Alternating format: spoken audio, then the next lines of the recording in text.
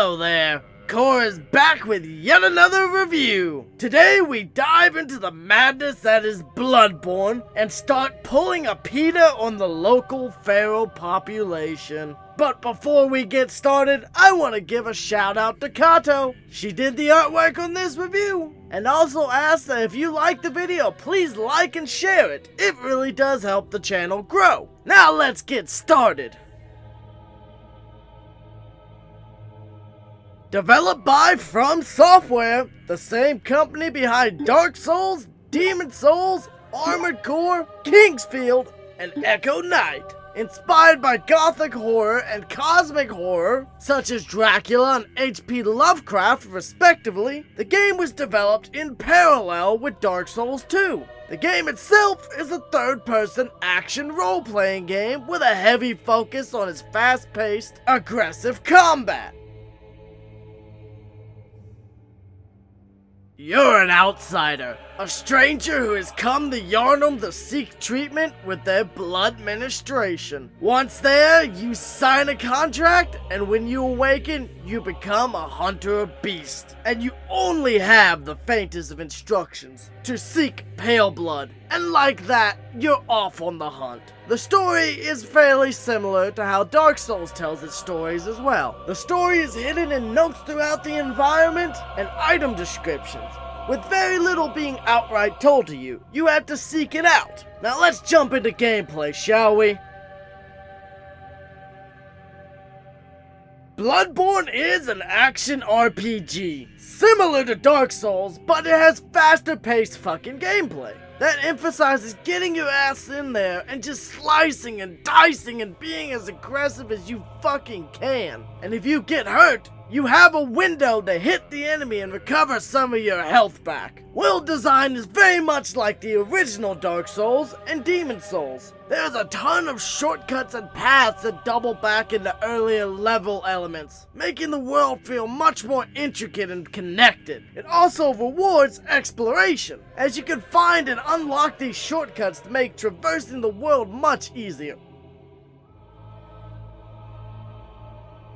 The controls are similar to Dark Souls, but they have been remapped to fit the new features, such as the heal button and the button that makes more Quicksilver bullets. It's easy to jump into, it works fine, it's clean and smooth, and overall it just plays well.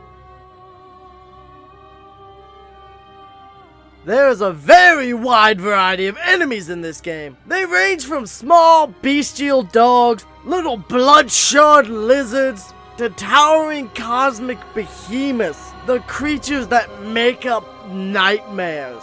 And there's just so many freaks to bleed out in the streets. They've got beast, kin, and things in between. So let's get hacking and slashing to these fuckers. From the start of the game, you're in a foreboding atmosphere.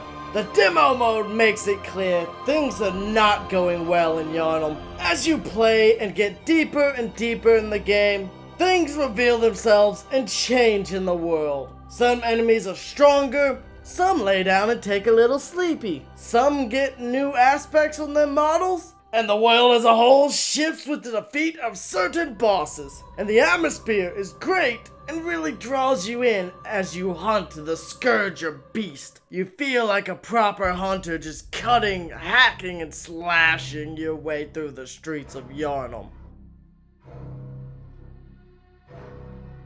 The soundtrack is very much like Dark Souls, from soft and calming to ominous and foreboding, or frantic and pumping. It really enhances the atmosphere even more than the enemies themselves. They'll snarl and slash, growl and whimper, moan and beg for their lives. The guns sound chunky and loud as you blast enemies to open their weaknesses. Overall, the sounds and soundtrack is a good time. The game is pretty, environments are detailed and intricate, fun to explore and find what's hidden behind every nook and cranny. There's a wide variety of environments ranging from small fishing villages to large, looming, gothic, Victorian-esque cities. There is plenty of world to explore and get lost in. Overall, the performance is smooth, with occasional enemies ragdolling wildly, or the cloaks and capes spazzing out a bit when you go down elevators. But this is a minor issue at best, and more often than not, it's just kinda fucking funny to watch. Just watch it go flutter, flutter, flutter, flutter. The difficulty is just as present here as it ever was in the Souls series. You will die a lot. If you can't handle a game that's going to challenge your skills and ability to adapt to situations, you're not going to enjoy your time here. It's also an action RPG, so if you don't like that sort of gameplay, look elsewhere. The lore and story can be hidden and cryptic, though more is outright told to you in this game than in the previous games from Software. If you wish to learn the full story, it's up to you to seek it out. Now let's move on.